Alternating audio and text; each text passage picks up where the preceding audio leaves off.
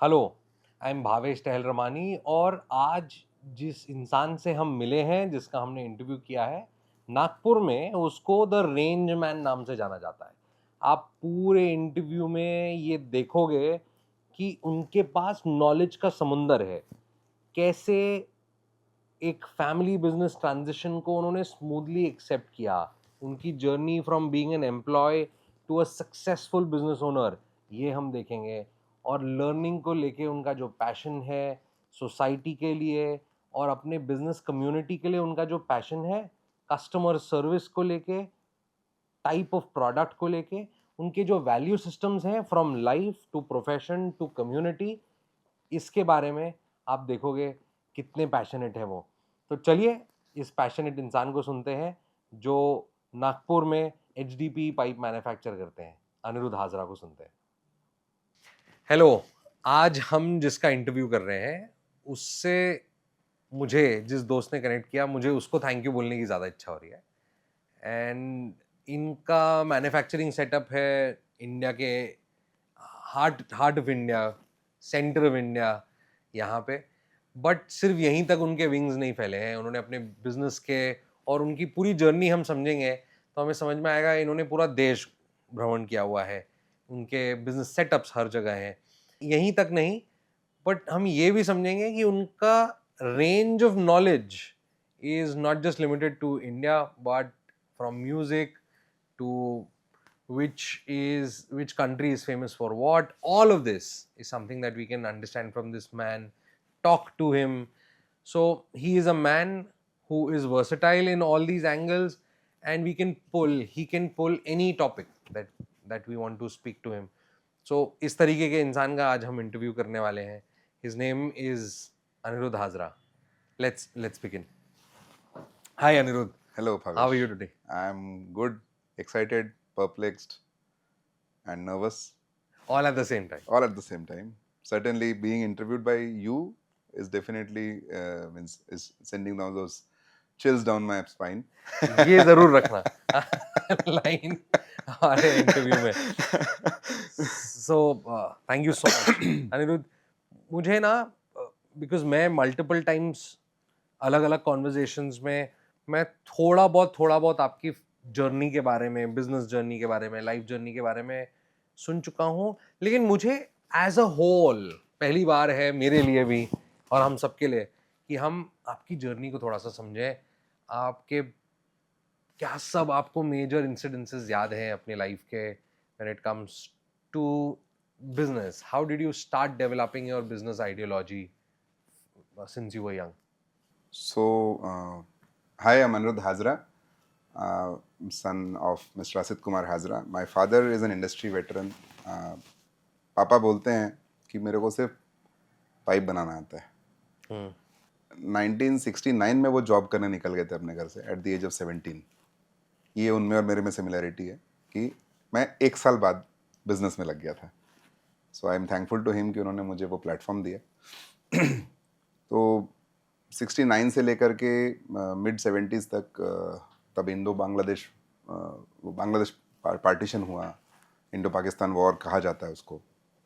वो टाइम पे fish nets, mosquito nets और ये सब का बहुत ट्रेंड था, क्योंकि बहुत बीमारियां होना और ये सब। तो पापा ये जो कंपनीज थी जो लोग मॉस्किटो नेट की और फिशिंग नेट की मशीन्स बनाते थे, उन मशीन मैन्युफैक्चरिंग कंपनी का पापा का करियर था।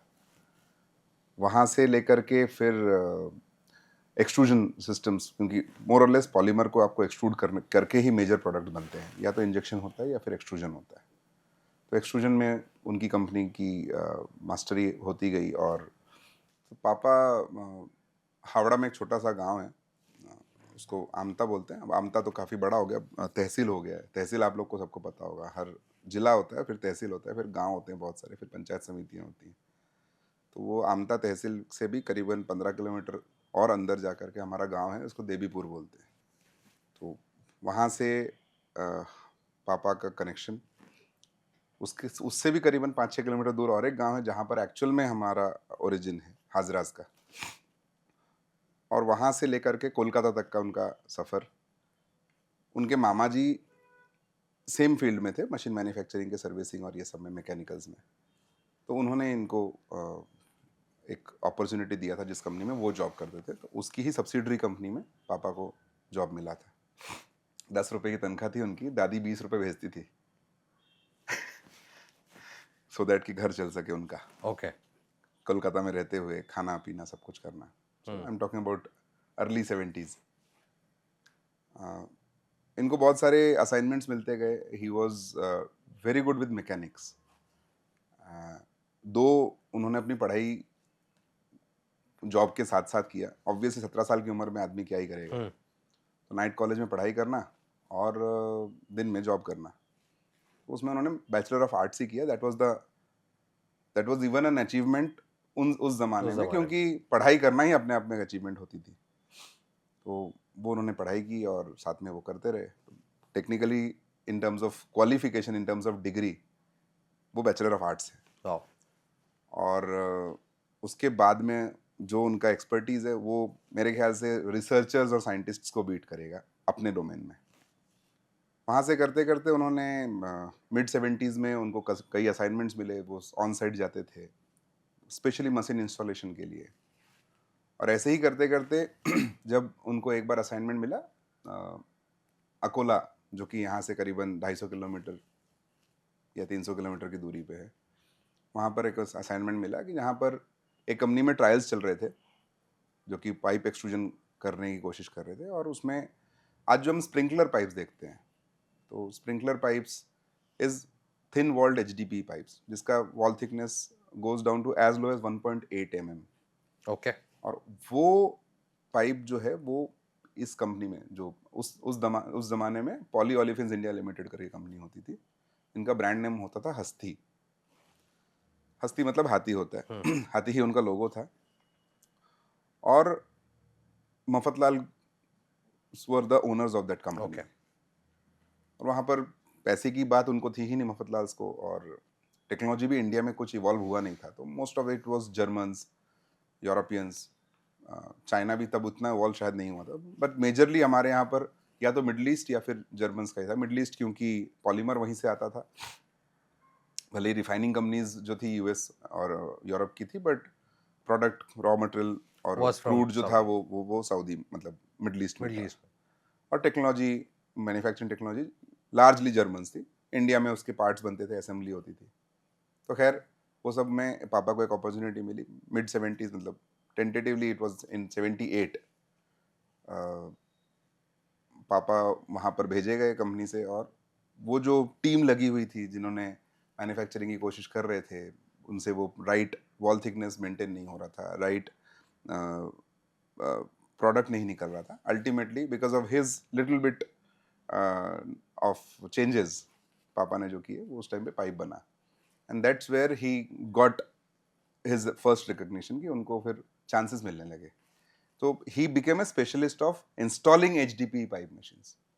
ओके। कहीं से भी कुछ प्रॉब्लम हो, पापा को वहाँ भेजा जाता। और वो तो इंडिया की उस टाइम की टॉप बड़ी कंपनीज का आप नाम ले लीजिए, जिनमें से काफ़ी सारी नहीं रही। हस्ती भी अनफॉर्चुनेटली, जो ओरिजिनल कंपनी थी हस्ती जो कोला में थी, वो शट डाउन हो गई 2012 में। और रिसेंटली एक और अनफॉर्चुनेटली गोदावरी करके हैदराबाद में कंपनी थी, वो भी अनफॉर्चुनेटली शट डाउन हो गई, बिकॉज शायद इन लोगों को बहुत बड़े प्रॉफिट्स की आदत थी। और अब कंज्यूमर का ज़माना है, अब मैन्युफैक्चरर्स का ज़माना नहीं है।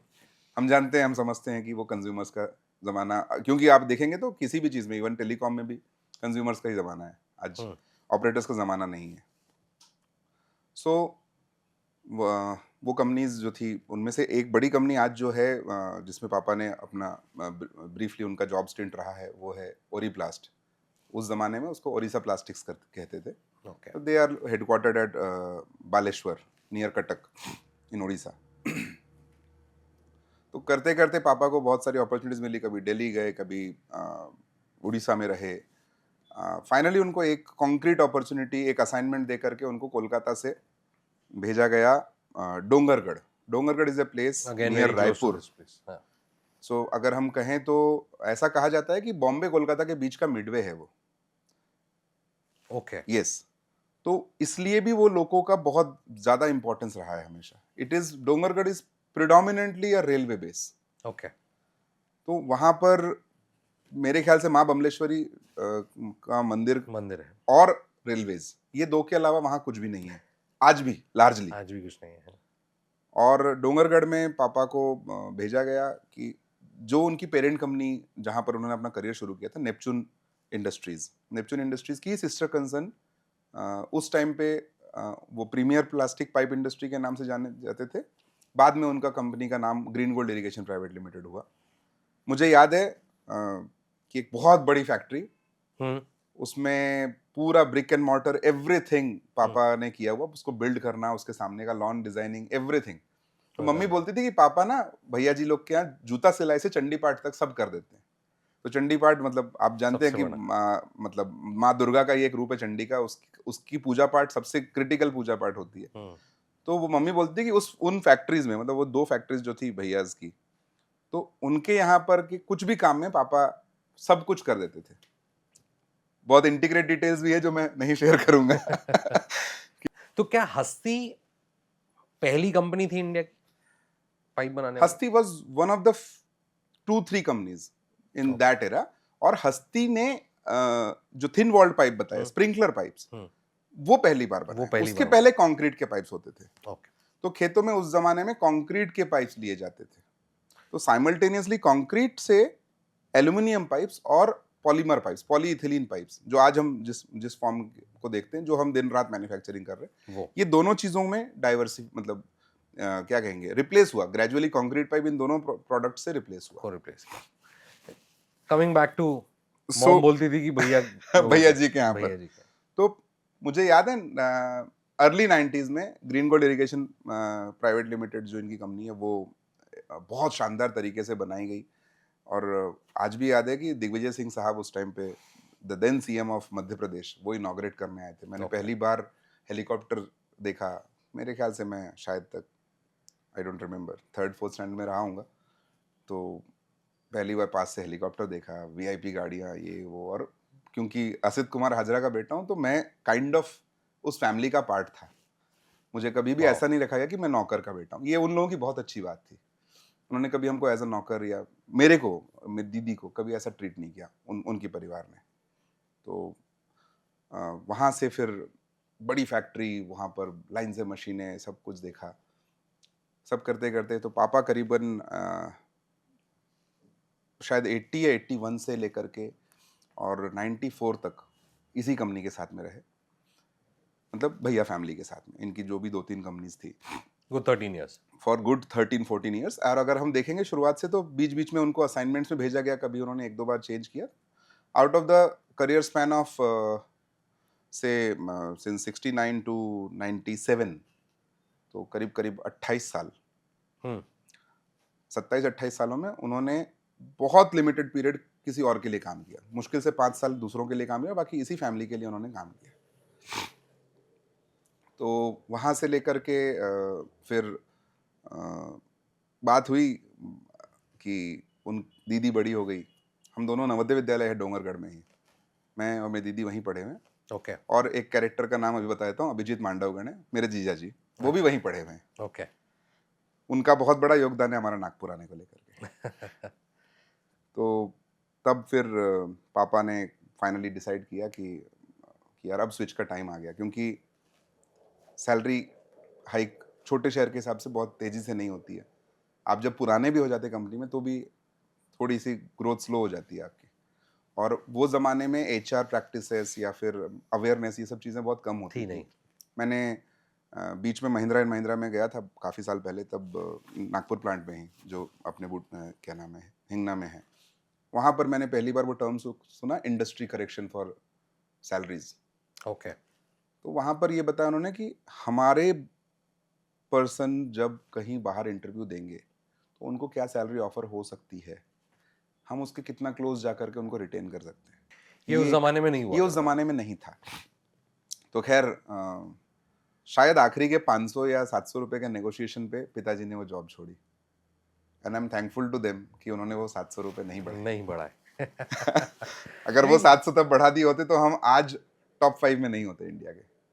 So I think one of these things will be there in all of these great success stories जो हम देखते हैं, कि अगर किसी ने अपना journey from job to business लाया है, सैलरी हाइक कहीं ना कहीं तो मिलेगा ही, वो बिल्कुल आपको रीजन मिलेगा ही। बिल्कुल सैलरी हाइक, रिस्पेक्ट वाइज कभी मैंने जैसा बोला भी, कभी हम्म, हमको, मेरे पापा को भी या हम उनकी फैमिली को भी कभी रिस्पेक्ट में कभी इन्होंने कमी नहीं की थी। हम्म, आज भी हम मिलते हैं बहुत वार्मथ के साथ में।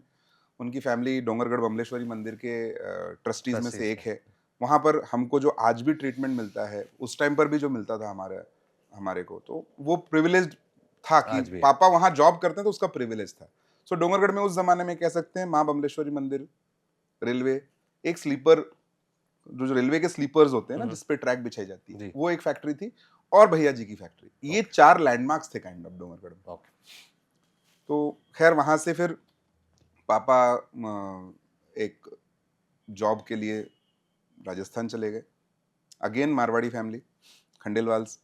और बहुत फनी स्टोरी है कि जब वो गए तो उनको ये धमकी दी गई कि तुम ज्यादा पाइप नहीं बनाओगे। ओके। मतलब हर मशीन की ना कैपेसिटी होती है, हाँ।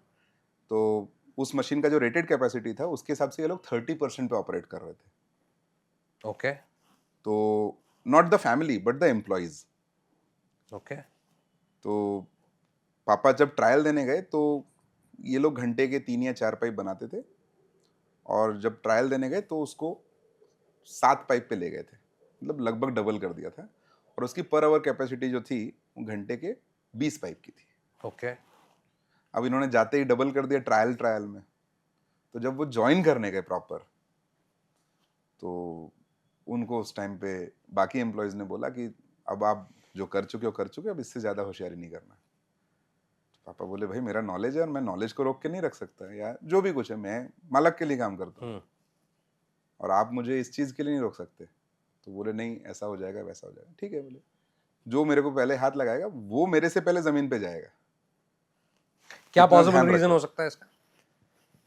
तो पॉसिबल रीज़न यही कि काम कम करना पड़े, सेठ को जा रहे हो कहीं फर्क पड़े। बाय द वे ये बंगाली हैं। तो पापा ने फिर धीरे धीरे करके अपना बिल्डअप शुरू किया वहाँ जा करके। बहुत, और उनको क्या था कि क्योंकि मैं, मम्मी, दीदी, हम लोग यहाँ डोंगरगढ़, दीदी उस टाइम पे दुर्ग में अपने मेडिकल के प्रिपरेशन कर रही थी, पापा वहाँ चले गए। तो हम लोग यहाँ और पापा वहाँ, तो उनको काम के अलावा था ही क्या लाइफ में। हम्म। और सीकर एक ऐसी जगह है, सीकर राजस्थान में क्या कहते हैं उसे, तीर्थ का केंद्र बिंदु है। तो वहाँ से आप खाटू श्याम जी 50 किलोमीटर, सालासर जी 70 किलोमीटर, दादी जी जो झुंझुनू में हैं वो करीबन 55 किलोमीटर, उसके बाद में जीण माता जी एक माता है बहुत फेमस, वो करीबन भी। तो इस तरह से सीकर पहुंच गए आप, तो आपको आसपास में सारे इर्द गिर्द सब कुछ भगवान के जो तीर्थ स्थल मिल जाएंगे। खास तौर पे मारवाड़ियों के जो तीर्थ स्थल है वो सारे के सब मिल सारे, वो जाएंगे। That is a centre place. और वहां पर उस दौर में 4 या 5 बंगाली फैमिलीज होती थी, तो आदमी करेगा भी क्या, कितना ही तीर्थ चला जाएगा। हम्म। तो पापा भाई ऑफिस और मतलब फैक्ट्री और घर, फैक्ट्री और घर, कभी भी बुलाओ हाजरा जी खड़े हैं। और उस उम्र में आदमी करेगा भी, he must be in his 40s। Hajra ji हाजिर हैं। हाजरा जी हाजिर हैं, वाह थैंक यू। आज भी हाजिर है हमारे लिए, हम जब कभी डिस्ट्रेस में होते हैं तो पापा को कभी भी उठा के ले जाते हाजिर हैं। हैं। तो ये सब होते होते फिर वो घंटे के 15 पाइप से पहुंचे, और फिर मशीनें आने लगी, ग्रोथ हुई, इनका नाम होने लगा काफ़ी जगहों पे। तो खंडेलवाल जी भी काफ़ी अप्रिशिएटिव रहे। उनको कभी भी बोलने की बारी आई तो उनके जो मेन जो फाउंडर थे घनश्याम जी अंकल जी, वो हमेशा अपने बेटों के सामने ही पापा को बुला के बोले ये है जो हमारी फैक्ट्री को इस लेवल पे लाए, हमेशा उन्होंने रिकॉग्नाइज किया। So my father always got appreciated due for his efforts recognition. and the recognition। ये उनको कहीं ना कहीं मोटिवेट करता रहा। सो इसमें भी हम ये देख सकते हैं कि you should always motivate your employees, you should always means recognize your efforts, the efforts of your workers, your team members.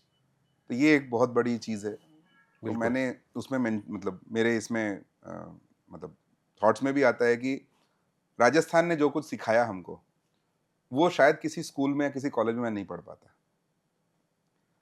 तो कम 96 आई बिलीव पापा को एक जॉब ऑफर और मिली। अब क्या होता है ना, आदमी धीरे धीरे करके हम ये होने लगता है, क्या कहते हैं उसे, इच्छा शक्ति फिर रोक नहीं पाता, या फिर एक एक एज आती है जहां पर बढ़ने की इच्छा होती है, ग्रो करने की इच्छा होती है, उसमें कोई बराबर। बुराई नहीं, there is no harm in growing.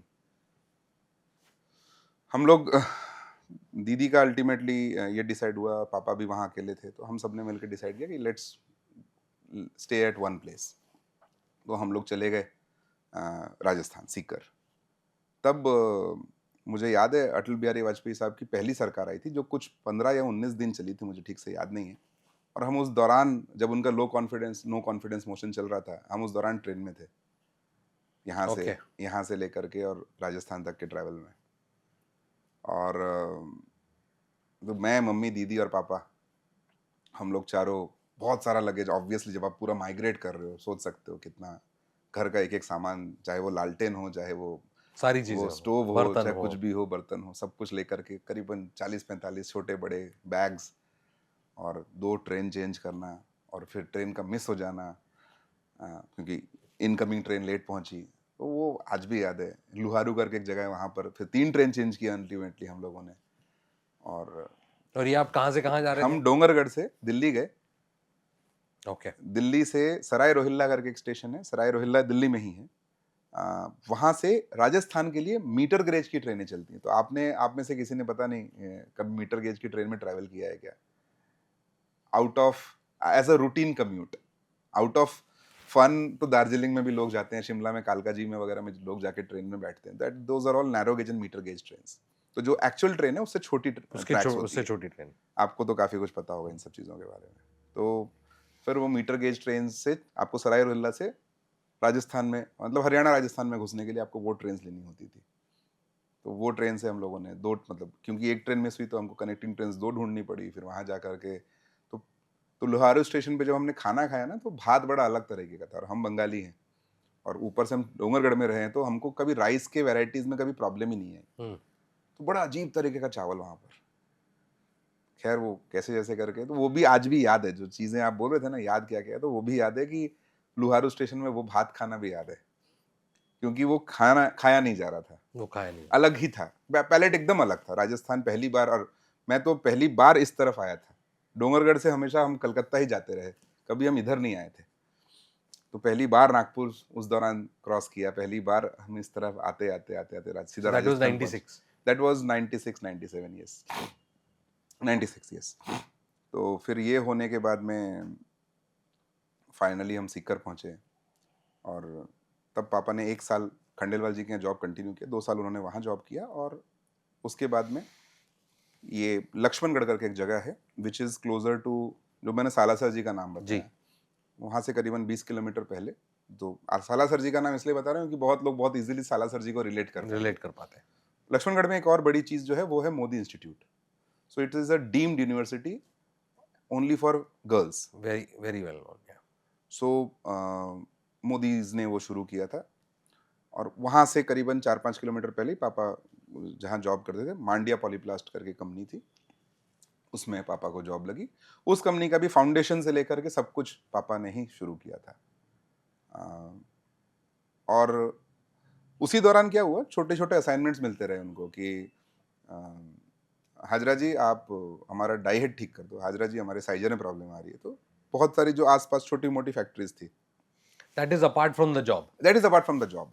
तो उनको अप्रोच होने लगे लोग, तो शुरू शुरू में वो मना करने लगे, या जाते ठीक करके आ जाते, बट फिर लोगों ने बोलना शुरू किया कि यार आपको नॉलेज है तो आप कर क्यों नहीं देते हो। और हमको इस चीज में, मतलब वो, मैं उस, अगेन एक सारडा जी थे, नाम भूल रहा हूँ उनका, तो सारडा अंकल थे, तो उन्होंने पापा को बोला, हाजरा जी थे मारो नुकसान कहते ही करो, मतलब आप हमारा नुकसान क्यों कर रहे हो, आपको पैसा नहीं कमाना, कोई बात नहीं है, हमारा काम बोलिए कर दो। हम अगर जयपुर जाएंगे, हम कहीं और से मशीन का पार्ट्स लेने जाएंगे, कुछ करने जाएंगे, तो हमारा तो लॉस होने वाला है, ज्यादा महंगा बराबर। खरीदना पड़ेगा, हम सही चीज खरीद रहे हैं कि नहीं खरीद रहे हैं वो नहीं पता हमको।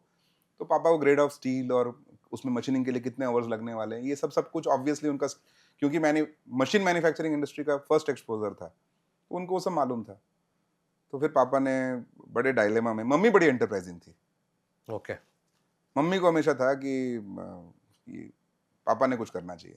और इससे ही बताता हूँ कि डोंगरगढ़ में हमारा एक कंड्यूट जो होता है ना, जो अंदर जो कंड्यूट पाइप्स जाते कंड्यूट हैं, पाइप दीवार जो के है अंदर पाइप उसके जाते हैं, अंदर के जो पाइप्स होते हैं, basically anything which is enclosed inside is a conduit. Is a conduit. Conduit pipes के साथ में फिटिंग्स लगते थे, तो यूनियन बॉक्स, एल्बो, टी, ये सब की डोंगरगढ़ में पापा ने एक बार फैक्ट्री शुरू की थी, अच्छा, और वो बैलेंस नहीं कर पाए जॉब में और इसमें, ऑब्वियसली क्योंकि अभी जैसे डिमांड आता है तो अब तो हम बहुत बड़ी टीम है, तो हम लोग मैनेज कर लेते हैं। मेरे एब्सेंस में भी कुछ नहीं फर्क पड़ता, या बहुत क्रिटिकल लोगों के एब्सेंस में भी बहुत ज़्यादा फर्क नहीं पड़ता, थिंग्स कीप ऑन रोलिंग।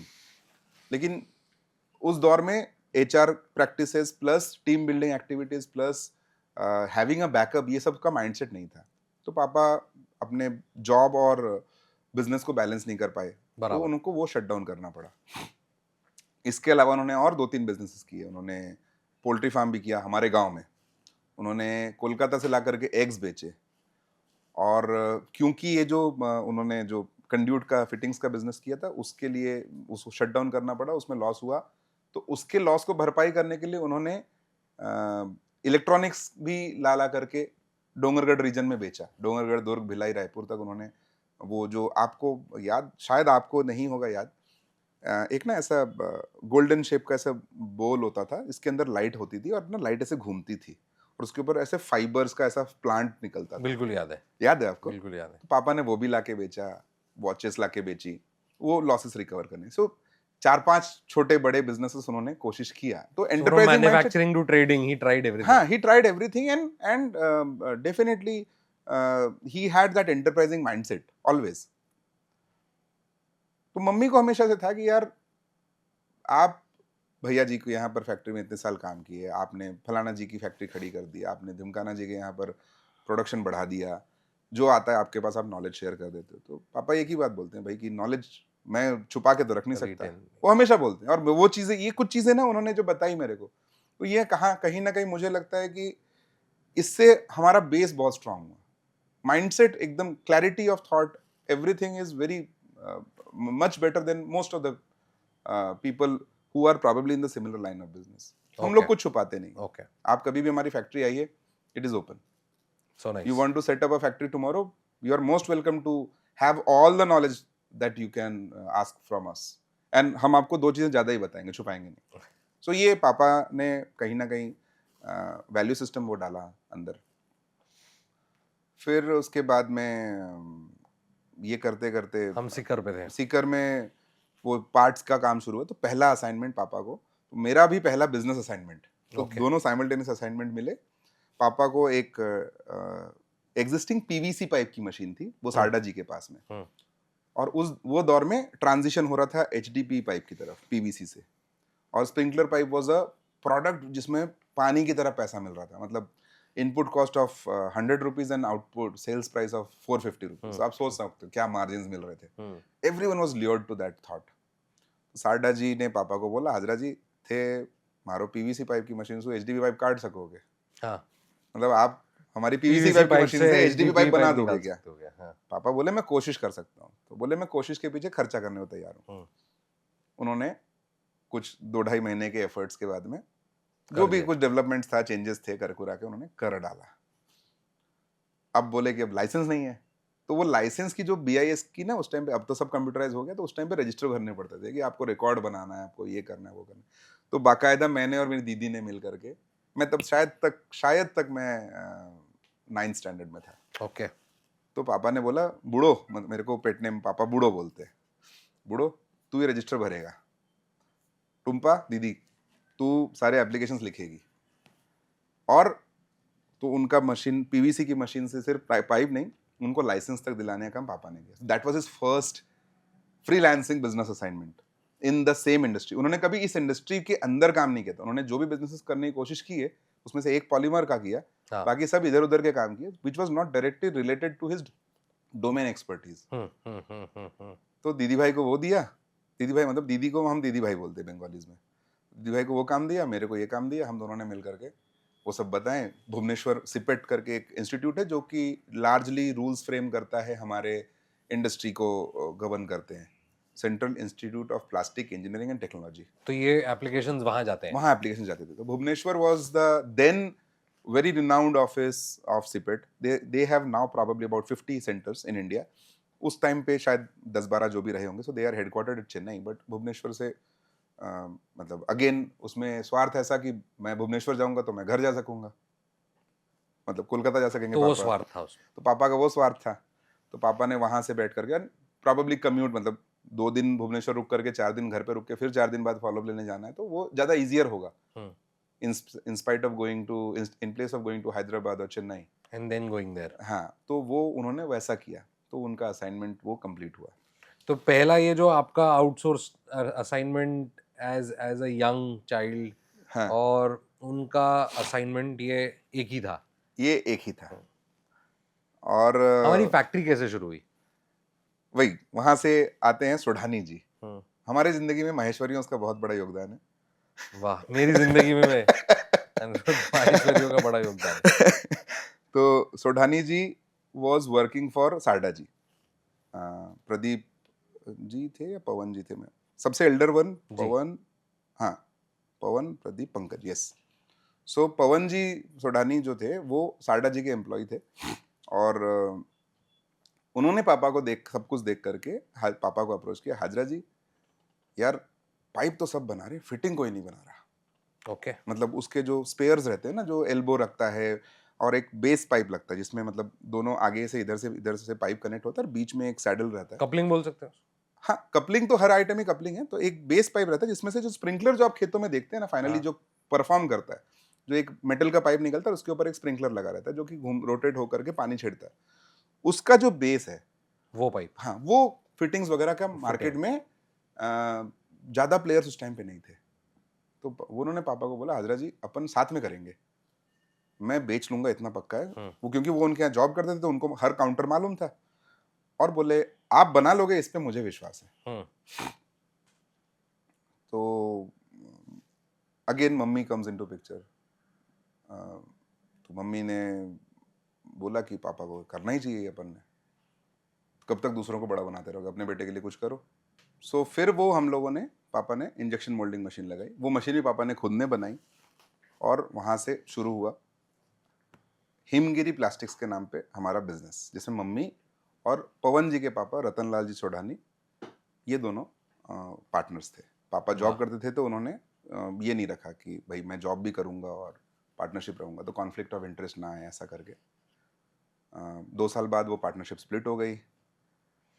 तब जब वो स्प्लिट हुई तब मैं 11th में था, जब वो बिजनेस रनिंग था तब मैं 10th से 11th में गया। तो पापा ने बोला कि तुमको इंजीनियरिंग करना है, पॉलीमर में स्पेशलिटी करनी है, ये वो। तो मैंने कहा ठीक है। तो मैं 11th में मेरे पास साइंस थी। जब वो स्प्लिट हुआ तो फिर डिसाइड हुआ कि बेटे को अब बिजनेस में आना है। मतलब उन्होंने बहुत अच्छे से मेरे से बहुत अच्छे से बात किया हमेशा। बोले कि देख मेरे को फाइनेंस नहीं समझता, इसलिए मेरे को डिच हुआ जो भी कुछ हुआ। हालांकि पापा ने कभी भी इसको वैसे नहीं देखा, उन्होंने बोला लेसन्स मिले, लर्निंग्स मिले, और लेके तो कुछ आए नहीं थे। तो आज जो भी कुछ है वो वहीं का है, साथ में ज्ञान फ्री में मिल गया। तो फिर उसके बाद में मेरे को दीदी के रिश्ते की बात चल रही थी, तो जीजा जी भी जब मिले पहली बार तो जीजा जी ने भी मेरे को एनकरेज किया, क्योंकि उनका भी यहाँ पर फैमिली बिजनेस था, उनके अंकल वगैरह बिजनेस में ही थे। तो सब ने मिल करके थोड़ा सा पुश किया, और कहीं ना कहीं मुझे भी लगा कि यार मतलब पढ़ाई करेंगे, जॉब करेंगे, करियर बनाएंगे। आज करियर पाथ क्लियर दिख रहा है, ऑनेस्टली स्पीकिंग। ओके। सो 12th साइंस से किया, और 1 अप्रैल 2001 ओके मैंने पापा को ज्वाइन कर लिया। So that was the day I was inducted in his business. New financial year. पापा मेरे को स्कूटर पे बिठाए और पास में एक नवलगढ़ एक शहर है वहाँ लेके गए। वहाँ पर 3-4 काउंटर्स में मेरे को मिलवाया, बोले बेटा ज्वाइन कर रहा है, आप लोगों का आशीर्वाद देना, ऐसा वैसा। तो कोई शर्मा, कोई चौधरी, कोई कुछ, सब ने बोला, बहुत अच्छे से वेलकम किया। वहाँ से फिर चलता रहा। 2002 में दीदी की शादी हुई। अभिजीत मांडवकर ने जो नाम बताया उन्हीं से हुई। वो उन्हीं से ही हुई ऑब्वियसली। ये लोग दोनों क्लासमेट्स थे नवोदय में, और मैं इनसे 6 साल जूनियर था उसी स्कूल में।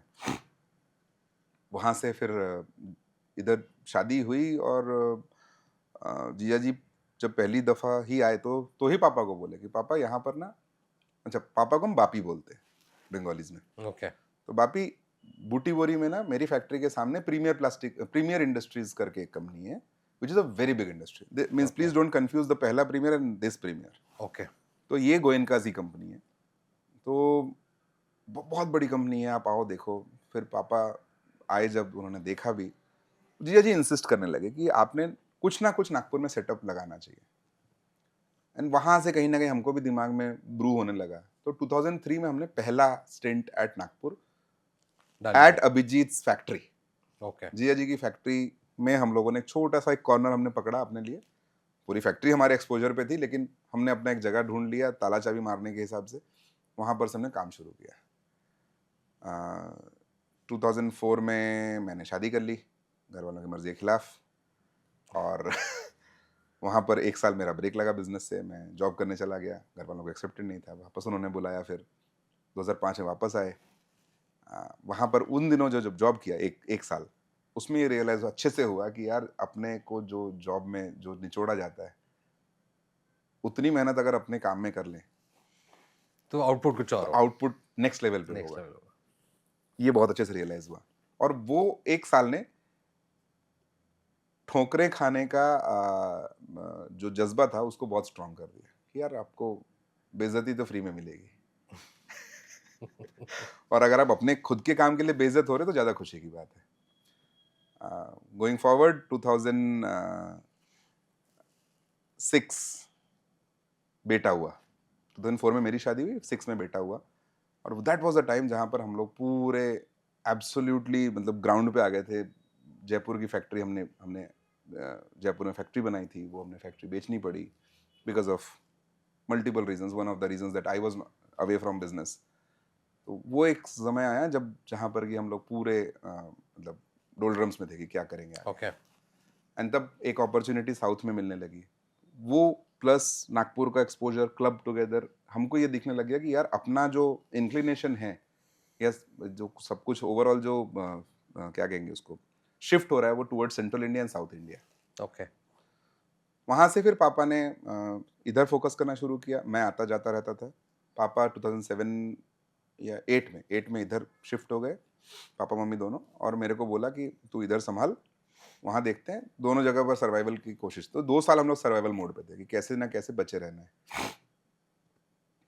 2009 में मैं इधर शिफ्ट हो गया नागपुर. उसी साल हम लोगों ने 2019 के फाइनेंशियल ईयर में हम लोगों ने पहला अपना खुद का पाइप मशीन डाला. अभी तक हम सिर्फ फिटिंग्स बना रहे थे. तो हमने नागार्जुना फर्टिलाइजर्स को हमने सप्लाई किया, हमने फिनोलेक्स को सप्लाई किया, हमने और भी छोटी छोटी कंपनीज जो नागपुर के इर्द गिर्द भी हैं या फिर महाराष्ट्र में भी हैं, इन सबको सप्लाई किया. ओके हमने इन सब के लिए इन सब के लिए ओईएम किया. उसको ओईएम बोलेंगे पता नहीं, बट हाँ कपलर्स तो हम ही बनाते थे उनके लिए. और पाइप उनका होता था तो वो लोग असेंबल करके बेचते थे. तो हमको ये समझ में आया उस दौरान कि यार हम तो इनके लिए काइंड ऑफ जॉब कर रहे हैं अगेन. उनके मतलब मर्सी पे है हमारे पेमेंट्स, हमारे ऑर्डर्स, हमारा बिजनेस, सब कुछ. हम डायरेक्टली कुछ नहीं बेच रहे. That is where the point I put my foot down. मतलब एकदम पुट माई फुट डाउन बोलना बहुत ये हो जाता है कि बहुत मेहनत करी पापा को कन्विंस करने में. जीजा जी ने बहुत हेल्प किया पापा को कन्विंस करने में कि अपन लगा सकते हैं. तो वहाँ पर पाइप मशीन पहली आई हमारी. और वहाँ पर मशीन के साथ में सारे चैलेंजेस. फिर हमने अभी तक हमारा जितना भी सेटअप था हमारा रेंटेड प्रीमिसेस में था. 2011 में हमने अपनी पहली खुद की फैक्ट्री खरीदी, छोटी सी 1000 square metres with 400 square metre का शेड बिल्ट इन देयर. वहाँ से करते करते पहली मशीन 2013 में, सेकेंड मशीन, और अब टोटल 9 लाइन्स है नागपुर में. और the diameter range that we do is 16 mm to 1200 mm. We are one of the 5 or 6 manufacturers. Actively 5 ही बोल सकते हैं, जिसमें से हम एक हैं. और सेंट्रल इंडिया में इस पार्ट में definitely we are the largest in terms of HDPE pipe. और हम सिर्फ वही करते हैं. हमारा पॉलीइथिलीन फैमिली से ही नाता है. हम और कोई प्रोडक्ट में जाने की कोशिश भी नहीं कर रहे हैं. आपने नागपुर में 9 लाइंस बताई, ओवरऑल हमारी कितनी लाइंस है? ओवरऑल सोनीपत में हमारी 2 लाइंस हैं. वहाँ पर हम लोग 400 mm तक मैन्युफैक्चरिंग कर रहे हैं. और जयपुर में 2 लाइंस हैं. ये दोनों प्लांट्स जॉइंट वेंचर पे. But all these plants work in hitech brand name. Okay, तो हमारी टोटल हो गई 13 लाइन। 13 लाइंस हैं और अभी कोशिश शुरू है, मोस्टली ईस्ट में भी एक प्लांट जल्दी ही शुरू हो जाएगा। All the best for that. Thank you sir. So this is what we are. बहुत सारे थपेड़े, बहुत सारी चैलेंजेस। जब हाँ, एक बहुत बड़ी बात होती है हमारे डैड फादर सन डुओ में, तो कभी कभी मुझे लगता है कि मैंने कभी फादर सन कर देना, जैसे मदर सन सुमी एक कंपनी है ना। हाँ। तो कभी कभी मुझे लगता है कि फादर सन करके हम कंपनी शुरू करनी चाहिए थी क्या हमने, या रीनेम कर देना चाहिए क्या। बट एनीवे, सो पापा का मेरा ये कॉम्बिनेशन ऐसा है कि हमेशा मैं बेच के आता था पहले, और पापा वो बना दिया करते थे। तो फनी पार्ट ये रहा कि हमारे पास में जो मशीन में उस टाइम पे कैपेसिटी थी 110 mm पाइप बनाने की, पापा ने उस मशीन से 160 mm का पाइप बना के दिया। और वो 160 mm का पाइप बनने के पहले मैं बेच के आ गया था, मतलब कमिटमेंट करके आ गया। बेचना मतलब कमिटमेंट करके आ गया कि यार साहब हम दे सकते हैं, पर हमारे उसमें BIS नहीं। तो उन्होंने बोले हाईटेक नाम छाप के दोगे ना उस पर, हम बेच लेंगे। हम बेच लेंगे। मैं प्रोजेक्ट का नाम नहीं लूंगा, गवर्नमेंट प्रोजेक्ट में लगा हुआ वो पाइप है बिना BIS का, और सिर्फ ट्रस्ट पे गया हुआ। So that was in 2013। वहां से हिम्मत मिली कि एक और मशीन ऐड करें। ऐसे करते करते हमेशा ये होता रहा कि हम लोग पहले प्रोडक्ट प्रॉमिस करते रहे और पापा उसको डेवलप करके देते रहे। तो अब क्या नया प्रॉमिस करके आ रहे हो आप मार्केट में? अभी प्रॉमिस है, लेट्स कीप दैट, मींस थोड़ा सा उसको अभी रोक के सरप्राइज चलूंगा, रखते हैं क्योंकि उसमें थोड़ा सा ज्यादा एम्बिशियस है वो। गुड। अगेन पापा को कन्विंस करना शुरू है। वो हो गया तो फिर इस पूरे में हमने एक चीज तो सबने समझ ही ली होगी कि ये जो फादर एंड सन डुओ है, there are lot of learnings that are flowing.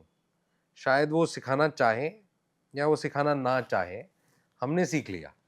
हमने सब वैरायटी की बात कर ली अब तक पूरे जर्नी में, and hats off to you the way आप दोनों का जोड़ी जो है वो हमेशा ऐसी रहे।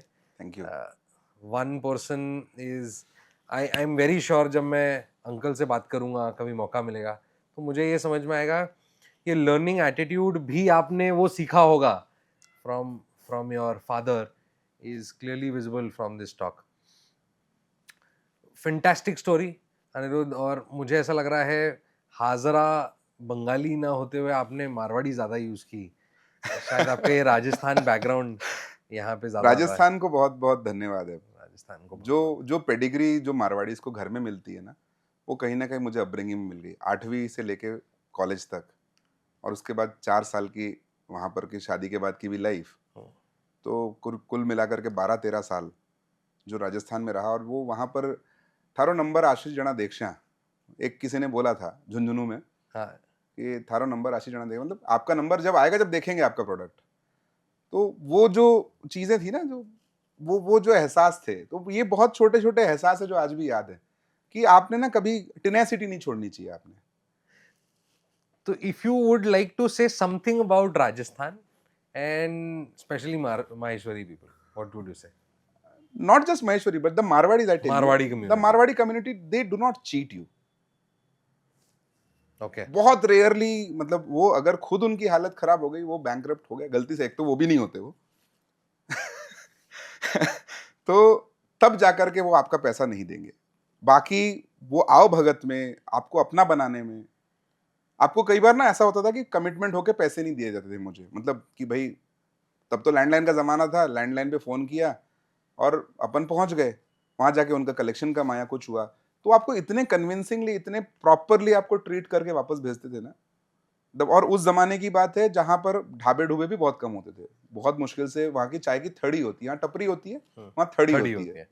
तो थड़ी में समोसे और चाय और कचौरी या पार्ले जी बिस्किट, और पीने को बॉटल्ड वाटर भी नहीं मिलता था। ओके। वहां पर आपको उनके मटके का ही पानी, जिसमें एक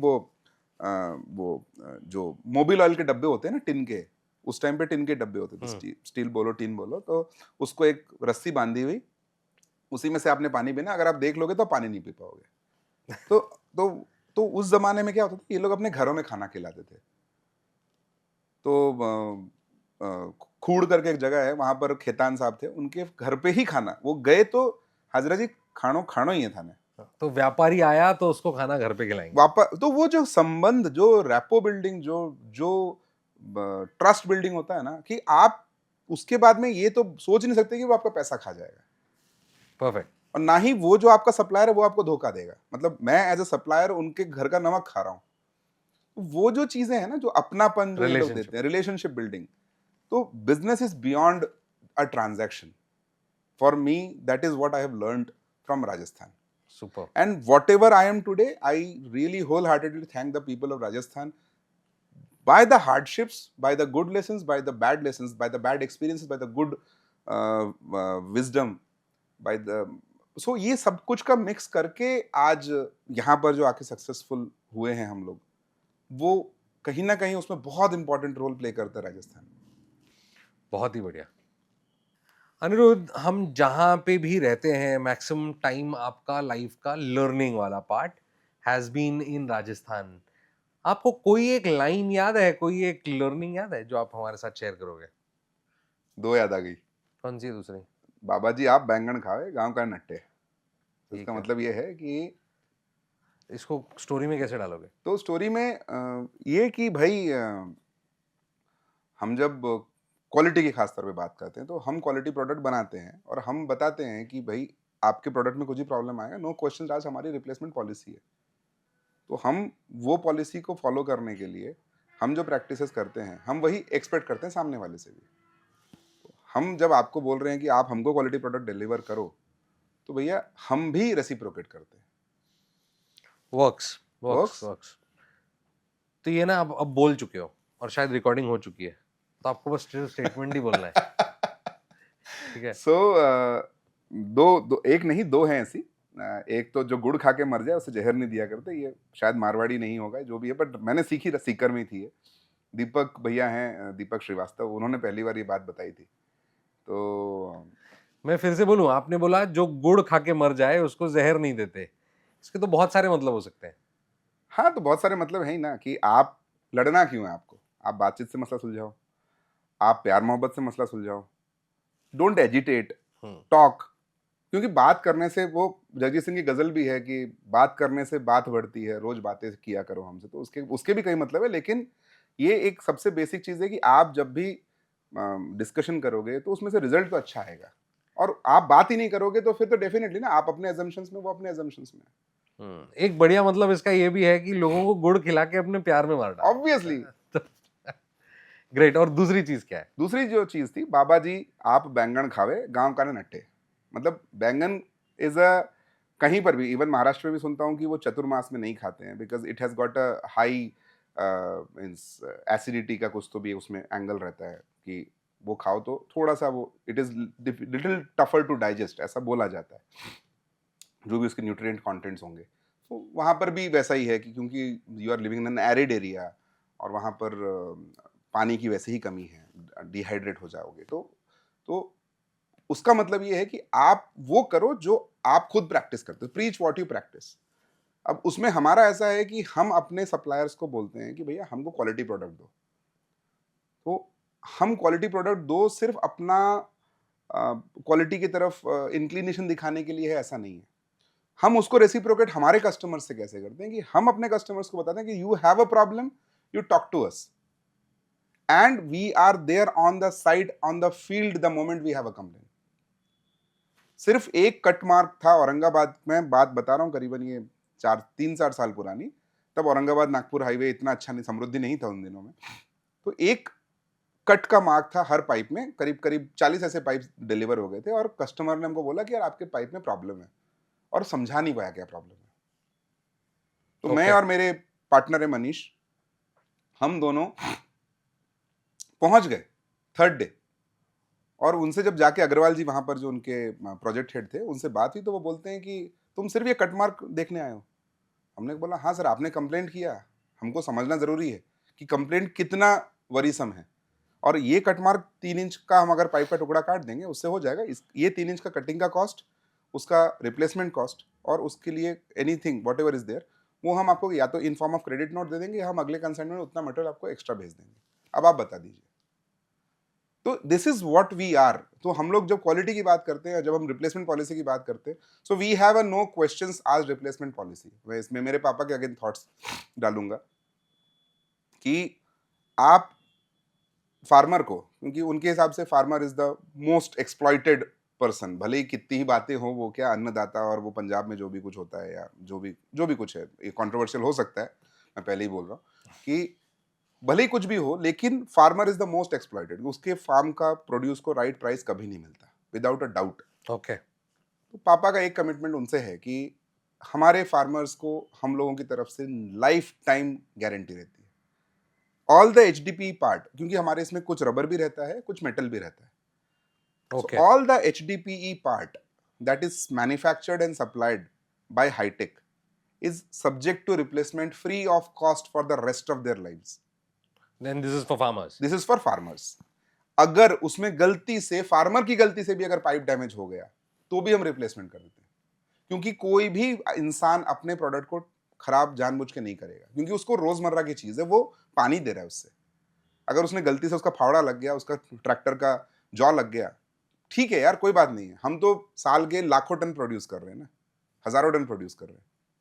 अगर उसमें से 4-6 पाइप, जिसका टोटल वेट कितना होगा, 100 किलो होगा मुश्किल से, तो क्यों नहीं रिप्लेसमेंट देते? तो हमारे यहाँ पर ऐसा है कि आप पाइप लेके आइए, हमारे रिटेल काउंटर से जहाँ से आप लेके गए वहाँ पर वापस कीजिए, नया पाइप लेके जाइए। रिटेलर को बोला भैया जिस दिन तू पाइप हमको वापस भेज देगा, हम आपको नया पाइप वापस भेज देंगे। ये एंटरप्रेन्योरशिप का और सोशल एंटरप्रेन्योरशिप ज्यादा लगी मुझे, ये वाला एस्पेक्ट आपका, and is a good activity. हाँ, देखिए उसमें Appreciated. हमारा जो है उसमें 10% is what our product goes into the retail sector, which is the farming sector largely, maximum 10%। तो 10% में से, अच्छा इतने साल में इतना रिप्लेसमेंट पॉलिसी लिबरल रहने के बाद में रिप्लेसमेंट कितना किया होगा हमने? कितना किया? 0.001%। गुड। क्या फर्क पड़ता है? क्या फर्क पड़ता है? ट्रू। और सिमिलरली हमारे जो B2B बायर्स हैं, जो हमारे इंफ्रा बायर्स हैं, हमारा उनके लिए भी नो क्वेश्चंस आस्क्ड कि साहब प्रॉब्लम है, हम हैं वहां पर खड़े।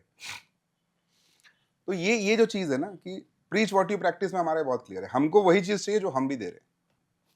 हमारे पूरे स्टोरी में हमें ये समझ में आया, पूरी आपकी जर्नी में हमें ये समझ में आया कि आपने फिटिंग्स से लेकर पाइप तक की पूरी जर्नी देखी है, फ्रॉम जॉब टू एंटरप्रेन्योरशिप पूरा देखा है, from a small 400 square metre factory to आज आपके 13 लाइन्स, ये सब देखा है।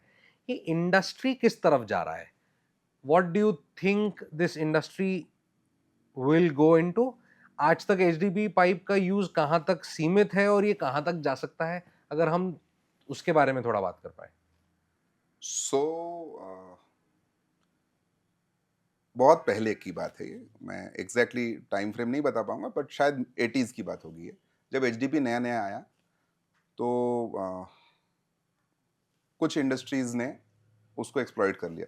मतलब एक्सप्लॉइट वर्ड ये है, मतलब थोड़ा सा सोबर है, अब्यूज कर दिया उस चीज़ को, और इतना पुअर क्वालिटी सप्लाई हुआ कि जिसमें कि प्रोडक्ट पड़े पड़े खराब हो गया।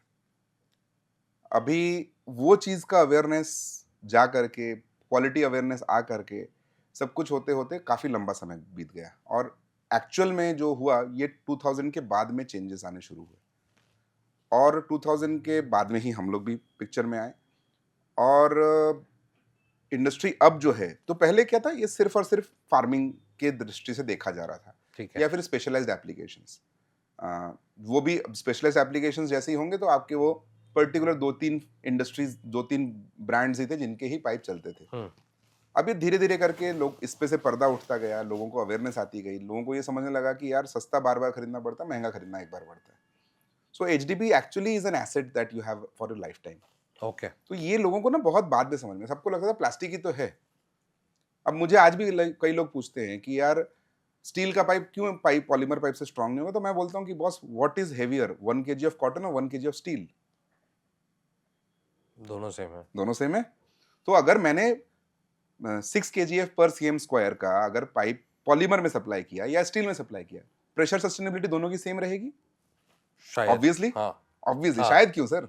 ऑब्वियसली। चलिए, तो सिमिलरली पॉलीमर इवॉल्व होते होते होते होते आज हम ऐसे इस पे आ गए हैं कि जहां पर हमारा स्टील से पॉलीमर का पाइप का प्रोडक्ट का price is cheaper, it is trendier. Plus जो स्टील का सबसे बड़ा प्रॉब्लम या मिनरल पाइप का सबसे बड़ा डिसएडवांटेज है, दैट इज ऑक्सीडेशन।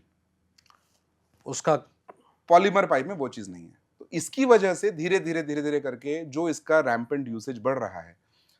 आज वो रेस्ट्रिक्टेड था, जब मैं हस्ती की बात करूं जो कंपनी 2012 में बंद हो गई, वो रेस्ट्रिक्टेड था करीबन शायद तक 630 mm तक। आज इंडिया में 2500 mm का पाइप बन रहा है। ओके वो पाइप मरीन वाटर को इनटेक करना, उसको डिसैलिनेशन करना, या फिर और सारे application. So sea polymer HDP pipe is immune to all weather conditions. आप सोलर लाइट से एक्सपोजर ले लो, मतलब यूवी रेज से उसका exposure, it is immune to that.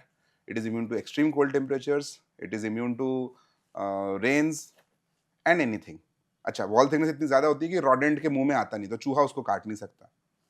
तो कुल मिलाकर अच्छा उसमें कोई और फॉरेन पार्टिकल है ही नहीं जिसकी वजह से वो वाटर को रिएक्ट करे। ओके तो बेसिकली अगर आप देखोगे तो खून से लेकर के पानी तक हर चीज आप कुछ भी कर लो, उसमें एचडीपी में कोई रिएक्शन नहीं होगा। खून से महंगी चीज तो कुछ नहीं है। अनफॉर्चुनेटली वो यूज नहीं कर सकते कि एचडीपी का एक सर्टेन लिमिटेशन है, उससे नीचे का साइज बन नहीं सकता उसमें।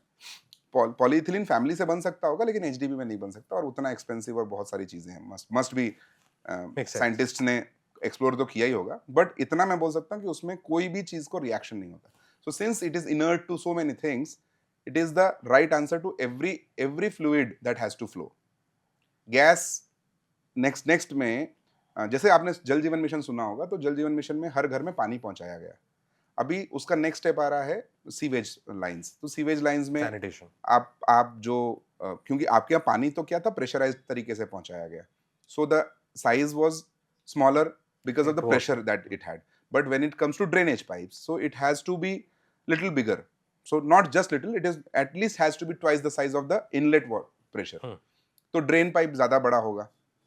उसके अलावा भी गैस, इंडिया में जितना मैंने सुना है करीब करीब 550 सर्कल्स आइडेंटिफाई किए, मोर और लेस सिटीज एंड सबर्ब्स, जहां पर कि गैस पाइपलाइंस, अब सिटी गैस डिस्ट्रीब्यूशन जो है वो एचडीपी फैमिली का ही प्रोडक्ट है, which is called MDPE, medium density polyethylene. Okay and the application is same machine से बनेगा, सिर्फ उसका कलर चेंज हो जाता है, उसका थोड़ा सा टेस्टिंग पैरामीटर स्ट्रिंजेंट हो जाता है, क्योंकि गैस है ऑब्वियसली। तो सिटी में जितना सारा गैस है वो सारा का सारा डिस्ट्रीब्यूट उन्हीं से होने वाला है। नागपुर का जितना मैंने सुना है, इट इज रफली about 1000 crores of pipes that is to be supplied in terms of value for gas for gas distribution distribution. ये हो गया आपका इमीडिएट इंफ्रा एप्लीकेशन। इसके बियॉन्ड एप्लीकेशन जो है, that is river linking projects, that is irrigation PDNs. Irrigation PDNs are the canals which were earlier used to be in open canals, जहां पर भावेश की जमीन से निकल जाए, अनिरुद्ध की जमीन से निकल जाए तो उस जमीनी कीमत बढ़ जाती है। तो अब जमीन के 1.5 मीटर नीचे किसी का कुछ नहीं है, सब सरकारी है। तो वो पाइपलाइंस जो है वो 1.5 मीटर नीचे डाले जा रहे हैं, एंड उसमें बहुत सारी चीजें खत्म हो जा रही है। उसमें पिलफ्रेज खत्म हो रहा है, उसमें इवेपोरेशन खत्म हो रहा है, उसमें मेरी आपकी बदमाशी, आपका खेत मेरे खेत से 10 2 किलोमीटर दूर है, मैंने पूरा पानी पंप कर लिया, आप क्या कर लोगे अगर ओपन कैनल है तो? पर वहां ये सब चीजें खत्म हो रही हैं। So irrigation PDN is a big thing, जिसकी वजह से हमारा जो कल्टिवेबल लैंड है, जैसे विदर्भ में जनरली हम एक मैक्सिमम 2 क्रॉप लेते हैं, जहां पर पानी अच्छी तरह से मिलता है, वहां पर 3 भी क्रॉप 4 भी क्रॉप ले पाते हैं लोग। सो एडवांसमेंट्स ऑफ एग्रीकल्चर, इसमें एचडीपी का एक बहुत बड़ा योगदान होने वाला है पीडीएन्स के through. Okay and please let us understand that we are 1/5 of the global population. We have to feed our population. उसकी वजह से खास तौर पे ये एक सेगमेंट है जहां पर there is no dearth in the last 30-35 years of micro irrigation products that are being rapidly used for agriculture purposes. yes The penetration is less than 30%. So we still have 70% to reach. Correct so 70% और पहुंचना और वहां से खेती करना, वहां से तो उतने दिन में यहां पर से भी कुछ तो रिक्वायरमेंट आएगी, बिल्कुल आएगी। और लोग ऐड भी करेंगे ना। अगर आपके घर में 2 गाड़ियां हो सकती हैं, तो आपके खेत में 2 स्प्रिंकलर सिस्टम क्यों नहीं हो सकते? तो ये सारी चीजें हैं। सो ओपन कैनाल सिस्टम में कितना पानी इवेपोरेट हो रहा था जो आज हम एचडीबी के थ्रू कम कर रहे फिगर्स में ना मैं बहुत एक्यूरेट नहीं रहूंगा, बट मैंने एक डेटा पढ़ा था, जो कि आपको याद है लातूर में सूखा हैं? सूखा आया था तो ओपन कैनाल्स का मीरज से पानी आ रहा था सांगली तक या ऐसा कोई तो भी 2 स्टेशंस हैं, the total water that was been pumped in versus the total water that was reaching, the difference was about 80%. 80% evaporation Less. था. Pilferage, Pilferage. evaporation, leakages, ABC, so many other reasons. The water that was ultimately reaching to the destination was 80% less. So are we saying that was the reason of one of the reasons of Latur facing that drought? I would not comment on that, but then वो अब हम avoid इससे कर avoid पा कर रहे हैं, पाएंगे. कर पा रहे कर हैं. पा रहे हैं. Already Vidarbha कर पा is रहे हैं. one of the most advanced places in the entire country जहाँ पर कि irrigation PDNs के ऊपर बहुत ज्यादा activity चल रही है. Great. That is the reason we have been able to capitalize and grow at this pace. Anirudh, क्या यूज HDP पाइप का अगर आपने लाया तो आपको लगेगा HDP इंडस्ट्री में आपने कुछ योगदान दिया है? हाँ, वो एक चीज है दिमाग में. मैं अभी भी उतना पैसा खर्चा नहीं कर पा रहा हूँ, इसलिए वो रिसर्च मेरा पेंडिंग है. I want to do a multi layer pipe जिसमें कि सेम प्रेशर रेटिंग, जैसे मैंने अभी आपको थोड़ी देर पहले 6 kgf/cm² बोला, तो इवोल्यूशन तो ऐसा हुआ है कि मटेरियल ग्रेड्स में चेंजेस आने की वजह से थोड़ा थोड़ा वॉल थिकनेस कम हो गया है.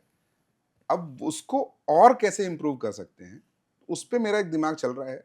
उसमें थोड़ा ज़्यादा खर्चा है और आउटकम का बेसिकली एंड रिजल्ट जो है वो प्रॉफिटेबल होगा कि नहीं होगा वो पता नहीं है. एप्लीकेशन क्या रहेगा उसका? उसका एप्लीकेशन यही रहेगा, लेकिन उसमें पॉलीमर सेविंग के ऊपर में मेरा फोकस है. देखिए, अपना रिसोर्स डिफाइंड है. हमारे पास जो नेचुरल रिसोर्स है वो समझ लीजिए 100 है ना, लिमिटेड है. वो 100 जो है वो अगले 20 साल तक चलेगा. मैं ये चाह रहा हूं कि अगर वो 20 साल तक है और हमारे एप्लीकेशन में जो प्रोडक्ट जो लग रहा है कि वो 20 की जगह कैसे मैं उसको 22 कर पाऊं.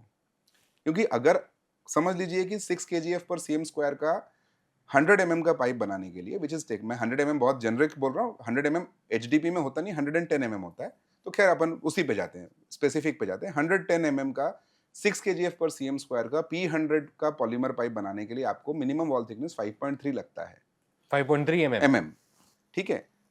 मेरा ये सोचना है कि कैसे उसको हम मल्टी लेयर बना करके 5.3 की जगह हम 4.5 पे ला पाए. आपको मल्टी लेयर का क्यों बता रहा हूं, क्योंकि जितना मुझे याद है रेंज रोवर ने fuel tanks multi layer polymer tank से रिप्लेस किया. ओके.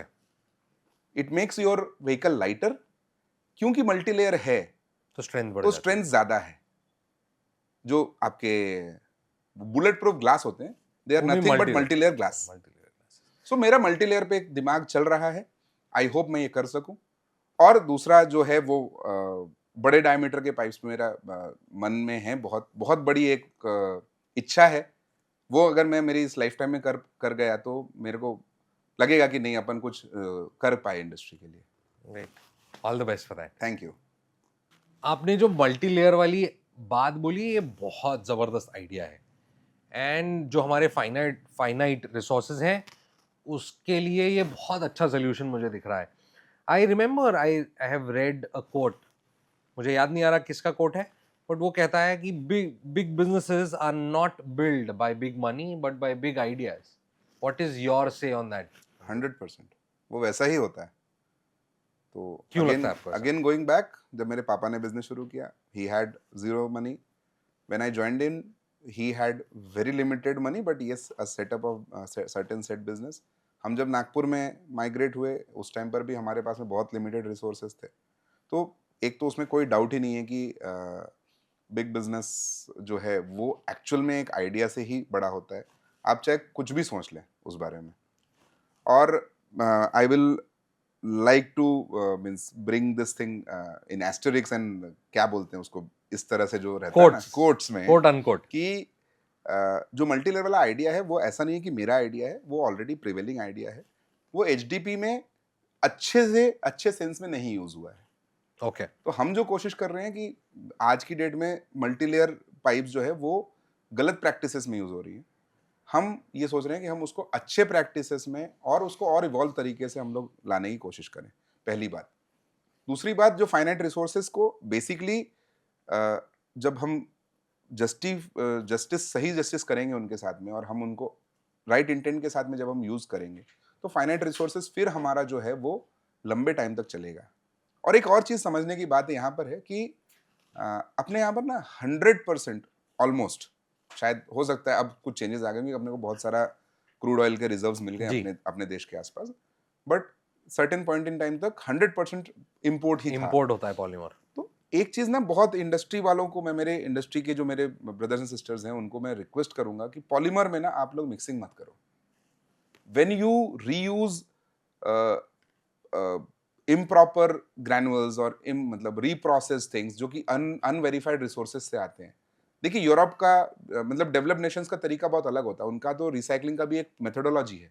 यहाँ पर वो मेथोडोलॉजी नहीं है। यहाँ नहीं पर है। कुछ भी उठाया, जूता Okay. चप्पल सब डाल के पाइप बना दिया, वो मत करो, या किसी भी प्लास्टिक प्रोडक्ट में। तो बेसिकली उससे ना आप अपना, you are actually ruining not just the natural resource but your countries money also. And your industry also. आपका फॉरेक्स भी खराब हो रहा है। You said something. And your industry also. Industry also, yes. ये हुआ था ना कि 80 के दशक में जब पॉलीमर पाइप लॉन्च हुआ, तब हमारे इंडस्ट्री के कुछ लोगों ने उसको इतना खराब कर दिया कि उसके बाद में वापस से to gain the traction and to come back into the main stream business option, उसको 20-25 साल लग गए ना। आप अपनी इंडस्ट्री क्यों खराब कर रहे हो? वाई आर यू मतलब आप जिस डाल पे बैठे उसको क्यों काट रहे हो? ये चीज है। तो मल्टीलेयर में वो एक बात है। दूसरा, बिजनेस जो है ना वो सिर्फ पैसे से तो नहीं चलता। पैसा डेफिनेटली एक इंग्रेडिएंट है जो One of the important important ingredients. है। कि वो दिलीप सिंह जुदेव जी ने कहा था, शायद आपने सुना हो, कि पैसा खुदा तो नहीं पर खुदा की कसम खुदा से कम भी नहीं। अच्छा। छत्तीसगढ़ के एक नेताजी थे, राजा जी थे, शायद बहुतों को पता होगा और ये डायलॉग सुना भी होगा लोगों ने। डेफिनेटली पैसा चाहिए, बट पैसे के बिना भी बहुत कुछ हो सकता है। Okay. और हम तो बिल्कुल उसी के प्रोडक्ट है। आपका भरोसा, आपकी क्वालिटी और आपके एक्शंस, ये ही आपको धंधा दिलाते हैं। पैसा धंधा नहीं दिलाता। बड़े से बड़े लोग हैं इस इंडस्ट्री में जो लोग स्ट्रगल कर रहे होंगे, और छोटे से छोटे लोग हैं जो लोग थ्राइव कर रहे हैं। तो ये एक बहुत सिंपल चीज है। और एक इसी थॉट को प्रूव करने के लिए ना, एक मूवी में एक डायलॉग भी है, रॉकेट सिंह नाम है उस मूवी का, और it is one of my favourite movies. उसमें सेल्समैनशिप पे और बिजनेस के ऊपर बहुत सारी अच्छी बहुत सारे बातें lessons हैं। और मैं उस पे लिख के लाया हूं, तो मैं बोलना चाहूंगा उस पे Please. कि इसमें ना आखिरी का मतलब लास्ट के 5 मिनट्स में ये ऑलमोस्ट द क्लाइमैक्स है, और शायद इसी पे ही क्लाइमैक्स बोल सकते हैं इसको। उसमें एक सुनील पुरी थे जो रणबीर कपूर का जो एम्प्लॉयर रहता है, एडवर्ड सर्विस Correct. कंप्यूटर्स का ओनर। तो सुनील पुरी ना क्रोमा के स्टोर में रणबीर कपूर ऐसा ट्रॉली में लगा रहा होता है, और वहां पर आके सुनील पुरी उसको 1 रुपए मांगता है, और उसकी कंपनी उसको वापस देता है, रॉकेट सेल्स कॉर्पोरेशन। वहां बोलते हैं सुनील पुरी जी की, and that role is played by Manish Chaudhary. तो जब खून पसीना कागज पे एक साथ छपता है, टेबल बेड बन जाती है और ऑफिस घर, भूख प्यार भूल जाते हैं, बाल बच्चे रुड़ जाते हैं। रुड़ जाना मतलब रूल जाना। कोई ध्यान नहीं दे रहा है उस चीज पे, भाई ठीक है चल रहा है सब कुछ, तब जाके साली, I am sorry for this word, तब जाके साली कंपनी बनती है। So this is what efforts, what your sincerity, what your motive does to your business. This is what I feel. Superb. So it was amazing knowing you, your family values, the culture that you're living in, and preaching also, I would say, Anirudh. Corporate Connection के आप member, I think one of the first few members में से हैं आप। तो इस दौरान Corporate Connection का member होना ही मतलब आप top 5% अपनी इंडस्ट्री के हो। हम शहर के बोलते हैं, आप तो कंट्री के हो। मुझे ये समझना है कि ये आप जर्नी को कैसे डिस्क्राइब करोगे और क्या पॉजिटिव चेंजेस आप ऑब्जर्व करते हो पिछले इन 20, 25, 24 महीनों में? कॉर्पोरेट कनेक्शंस ही नहीं, सोशल नेटवर्किंग या नेटवर्किंग, इस बारे में भी इसका बहुत बड़ा योगदान है मेरी लाइफ में। एंड आई एम श्योर कि जितने भी बिजनेसेस हैं वो कहीं ना कहीं नेटवर्क की वजह से ज़्यादा अच्छे पेस पे ग्रो करते हैं। कॉर्पोरेट कनेक्शंस में आने के बाद जो क्लैरिटी ऑफ थॉट्स आई है, वो बहुत ज़्यादा हेल्प करता है बिजनेस को ग्रो करने के लिए। आप अपने ही बिजनेस को ज़्यादा अलग व्यू पॉइंट से देखते हो। जो ट्रेनिंग प्रोग्राम्स आप लोग लेते हैं, मुझे याद है नासिक में हमारा जो ट्रेनिंग प्रोग्राम हुआ, उसके बाद में भी जो मैंने फोरम ट्रेनिंग अटेंड किया, या फिर अभी हम भोपाल गए थे जब एलटी ट्रेनिंग के लिए। तो ये सब ना रिफ्रेशर कोर्स जैसे हैं, जो स्कूल डेज में अपन पढ़ाई मतलब बोर्ड के पहले रिफ्रेशर कोर्स करते थे, या मेडिकल एग्जाम से मेरे बहुत सारे दोस्तों ने रिफ्रेशर कोर्सेज किए हैं। तो ये सब ना रिफ्रेशर कोर्स है, अपन अपना धंधा करते रहते हैं, वी आर लाइक, आपने एक बहुत अच्छा टर्म बीच में यूज किया मेरे साथ, मुझे बहुत पसंद आ गया, वो एक्सीडेंटल प्रोडक्टिव। करेक्ट। तो ना कॉर्पोरेट कनेक्शंस आपको ना एक्सीडेंटल प्रोडक्टिव से फोकस प्रोडक्टिव बनाता है। वो मुझे एक बहुत बड़ा एडवांटेज कॉर्पोरेट कनेक्शंस का दिख रहा है। प्लस आपको ना रीच आउट करना है किसी को भी, so they are just a phone call away. And मैंने देखा है कि मुझे जिस तरह का रेसिप्रोकेशन पैन इंडिया मिला है, ग्लोबली तो मैंने बहुत ज्यादा कोशिश नहीं की, बट फिर भी मैंने जब जितनी भी बात की ग्लोबली भी, उन्होंने अच्छे से रिस्पॉन्ड किया। तो ना एक आपको एक मोटिव मिल जाता है, कॉन्फिडेंस मिल जाता है कि यार आप ज्यादा अच्छा काम कर सकते हैं। वो एक कॉर्पोरेट कनेक्शंस का एडवांटेज है। और जितना भी मैंने पिछले 2 साल में ग्रोथ देखा है, उसमें का एक बहुत बड़ा क्रेडिट जो है वो कॉर्पोरेट कनेक्शंस को जाता है। उसका रीजन ये है कि सब सब मिल करके एक दूसरे को ना, ये जो ग्रुप है ना, यहाँ पर ना एक दूसरे को धक्का देते हैं, पीछे गिराने को नहीं, सामने बढ़ाने को। तो हमारे साथ में ऐसे बहुत सारे इंसिडेंसेस हैं जहाँ पर हमारे एक मेंबर हैं जो कि अपना इंट्रोडक्शन में 2 ही लाइन बोलते थे, हम सब उनका इंट्रोडक्शन देने लग गए। तो हो सकता है आप उनको इंटरव्यू करेंगे तो ये आपको वो ही खुद बता देंगे कि यार ऐसा हुआ है। तो बेसिकली हर बंदा एक दूसरे के अच्छे के लिए पुश कर रहा है। कुछ कुछ ग्लोबल ट्रेनर्स, कुछ नेशनल ट्रेनर्स जो जिनको शायद मैं कभी एक्सेस नहीं कर पाता, जिसमें एक रमन नायर सर हैं जो हमारे मेंबर है, सचिन पोशेट्टीवार जी, उन्होंने मेरे को कनेक्ट किया था। उनका सेशन पहले अपने यहाँ जी हुआ जी। सीसी चैप्टर मीटिंग में, फिर उसके बाद में हमको उन्होंने कंसल्ट किया, हमारे कुछ मेंबर्स उनके साथ शायद सर्विसेज में डायरेक्ट एसोसिएट उनकी सर्विसेज ले रहे हैं वो लोग। तो वो ट्रेनर का जो एक्सपोजर है, वो पैनासोनिक, एंकर, हेवल्स, इन लोगों के ट्रेनर्स हैं वो लोग। उन लोगों तक एक्सेस बिना पैसे के पहुंच नहीं सकते बस आप।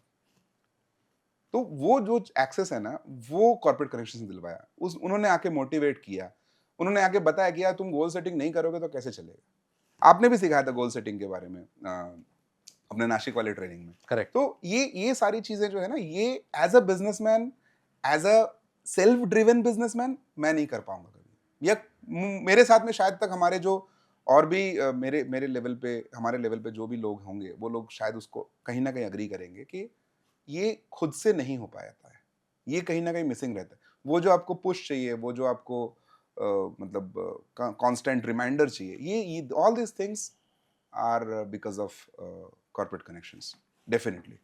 So as someone has said that network is your net worth, so definitely this actually translates when you see corporate connections come into picture in your life. Super. पूरे पूरे इंटरव्यू के दौरान बहुत सारी चीज़ें मुझे समझ में आई, अच्छी लगी। और और मुझे प्रोमिनेंटली जो चीज़ हाई मेरा टेक अवे था, वो ये था कि आपने अपने फादर से जो लर्निंग्स ली हैं, जो ऊपर वाली जनरेशन से लर्निंग्स ली है, उसको आपने लर्निंग्स जैसे ही रखा है। I am sure there would be a lot of places जहां आपके आइडियाज़ मैच नहीं हुए होंगे, और ये हर जनरेशन में होता है। नेक्स्ट जनरेशन आएगी, वहाँ पे भी आइडियाज़ मैच नहीं होंगे, लेकिन कहीं पे भी उसका एसेंस दिखता नहीं है। There is something that you've done right or your father has done right, so that you've taken the business so well and you are respecting it to the core. मेरा आपसे क्वेश्चन ये है Anirudh, what is the message that you want to give to current businesses, probably to both the generations, probably to the younger generation? क्या उन्होंने करना चाहिए? Because entrepreneurship is a tough and a lonely journey. Family तो साथ में रहनी चाहिए, is what I believe. What is your message to family businesses? मुझसे बहुत पहले किसी ने ना बोला था कि दांत और जीभ, हम्म। आप दोनों के बिना बात नहीं कर सकते। दांत और जीभ वाली जो बात बताई, तो उसमें आपके जो मतलब प्रीवियस जनरेशन है, उन्होंने बहुत सारा स्ट्रगल किया है, बर्नट आउट है, उनका एक्सपीरियंस की वजह से वो थोड़े से स्टबर्न हो चुके हैं। तो उसको स्टबर्ननेस कैसा मत देखो, उसको देखो कि वो उनका एक्सपीरियंस है। और वो एक्सपीरियंस डेफिनेटली आपको काम में आने वाला है. आई वॉज टॉकिंग अबाउट री इन्वेंटिंग द व्हील. तो अब आप सोचो ना यार, आप कितने हजारों साल पहले जाकर के फिर से व्हील इन्वेंट करना है क्या आपको? नहीं ना, बहुत सिंपल सी बात है. तो वो reinventing the wheel is not going to take you forward. आपको चक्का अच्छा मिला हुआ है, आप उसमें रेडियल टायर डालो, आप उसमें आजकल क्या क्या नई नई टेक्नोलॉजीज आ गई है, वो वाले टायर्स डालो ना. आप वो चक्के पे क्यों दिमाग दे रहे हो? तो बैल बंडी का चक्का बनाने का मतलब तो है नहीं, पहली बात. दूसरी बात कि कभी भी मैंने देखा है कि जो मैंने भी आपसे जिक्र किया कि मैंने जब 1 साल जो जॉब किया है, उसमें ये साफ समझ में आता है कि what you give to the organisation when you're in a job, Yes. you get probably 1% of it. But when you do the same thing to your business, you can probably get 200% out of it. तो वो एक चीज बहुत बहुत important मुझे लगती है. और आपका बिजनेस, आपके पेरेंट्स ने, मतलब मेरे पेरेंट्स ने उनका बिजनेस जब शुरू किया तो वो टाइम पे उनका विजन एक एक्स था. आज मेरा वो 1000x है, या कल को मेरे बेटे का 10,000x रह सकता है. सो वो उसको 1000x देखना मेरी जिम्मेदारी है, उनकी जिम्मेदारी नहीं है. ओके. तो वो 1000x तक विजुअलाइज कर पाना, वो एक इंपॉर्टेंट फैक्टर है, वो हमारी जिम्मेदारी है. और हम उस 1000x को विजुअलाइज करके उसको एक्चुअल में ऑन द प्लेटफॉर्म हम ला सकते हैं. इतना बेस तो अपने को मिला हुआ रहता है. और वो विजुअलाइज करने के लिए भी कॉर्पोरेट कनेक्शंस जैसी ऑर्गेनाइजेशंस आपको बहुत ज्यादा हेल्प करती है. They help you refine that thought process as well. Great. Thank you so much Aniruddh for taking out your time. और इस टाइम में मैंने बहुत कुछ सीखा है, सो उसके लिए भी थैंक यू. इस वीडियो को जो लोग देखने वाले हैं अब तक, जिन्होंने देखा है और यहाँ तक आप आए हैं हमारे साथ, उन्होंने सर्टनली बहुत कुछ सीखा होगा. Thank you so much for sharing your experiences of more than 30 years of your life in these beautiful minutes. Thank you so much once again. Thank you very much, Bhavesh. This is one of the, I would say not one of the first, but the first one wherein I have been interviewed like this, where our story, high-tech story, high-tech polyplast story, Asit Kumar Hazra, Fullora Hazra, me. So all our stories have come together for the first time, and I'm sure that I keep learning from all you people around here, and thank you for the opportunity. Pleasure. Thank you.